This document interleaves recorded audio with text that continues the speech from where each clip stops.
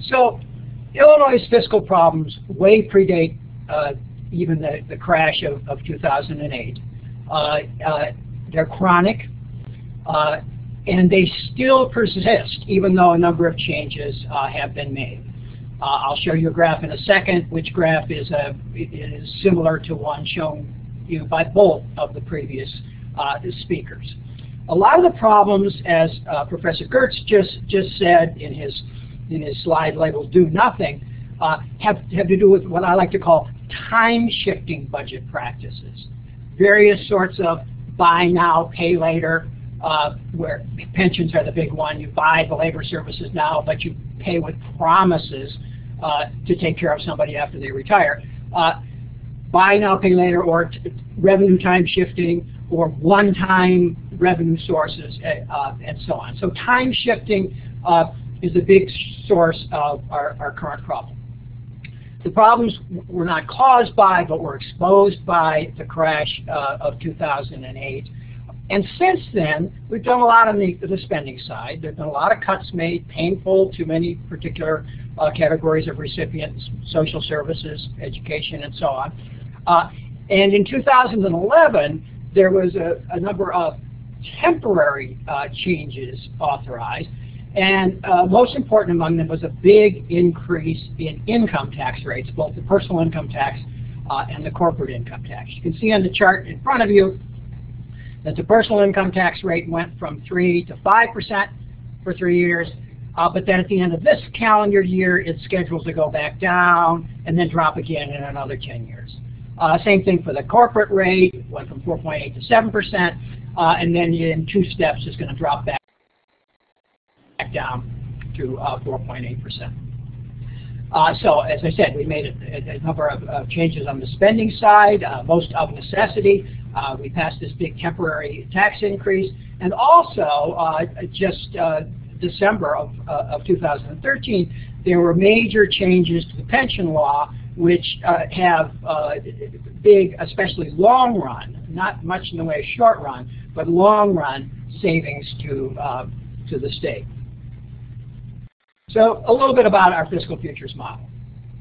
It uses an all-fund, or what Professor Merriman called consolidated funds method, not just the 4 funds, and that's because of fund shifting. Another thing which Professor Gertz mentioned, where you can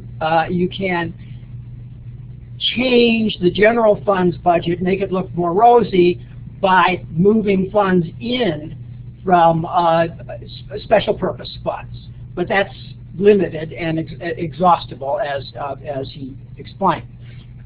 So we like this broader measure because you can't shift funds within this broader measure.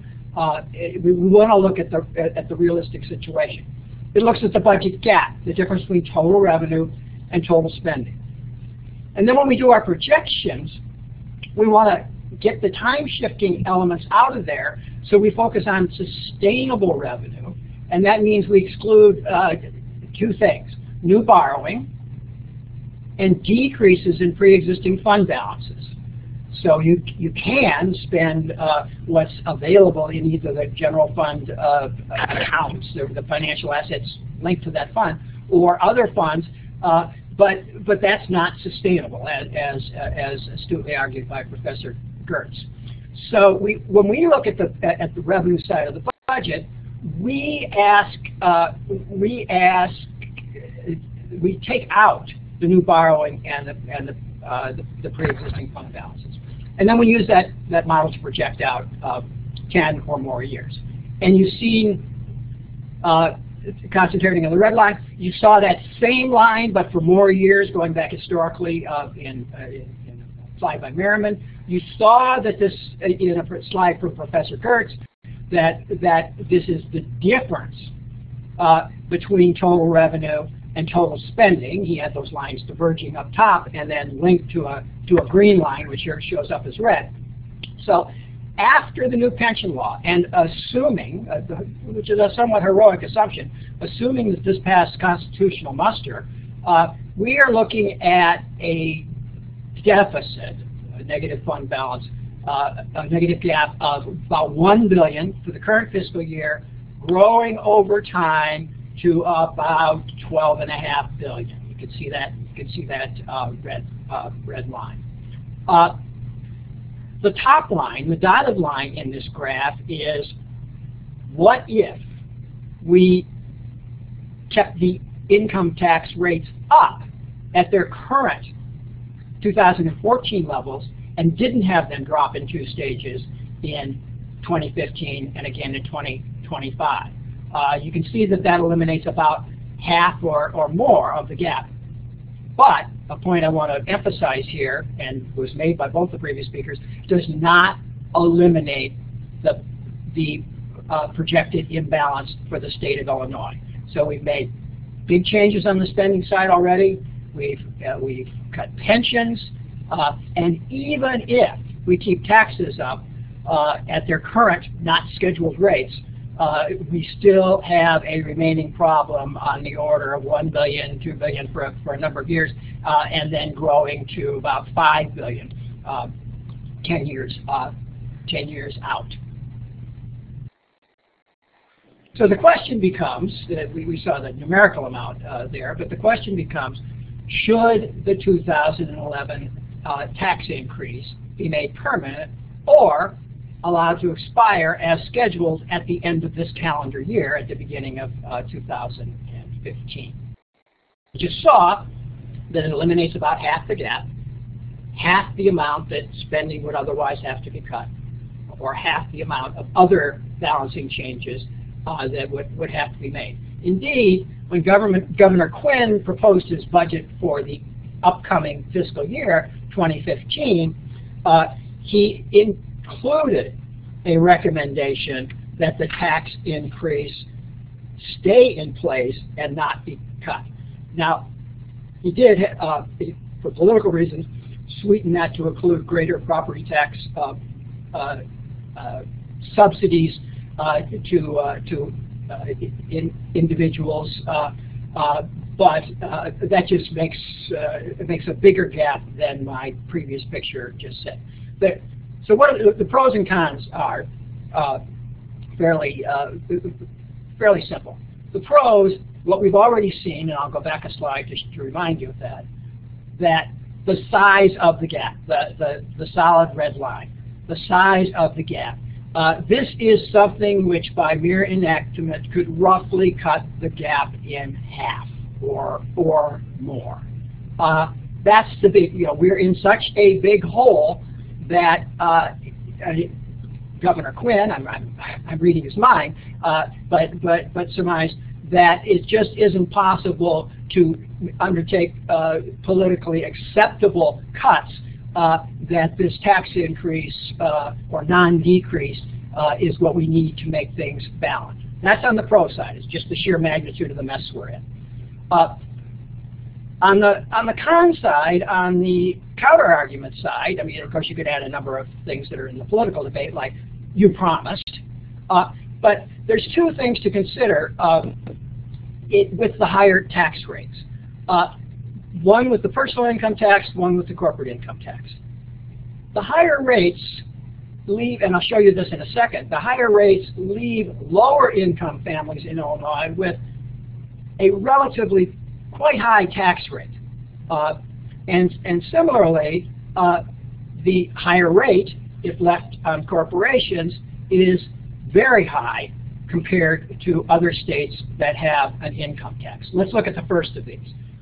Too much information here, but look at Illinois.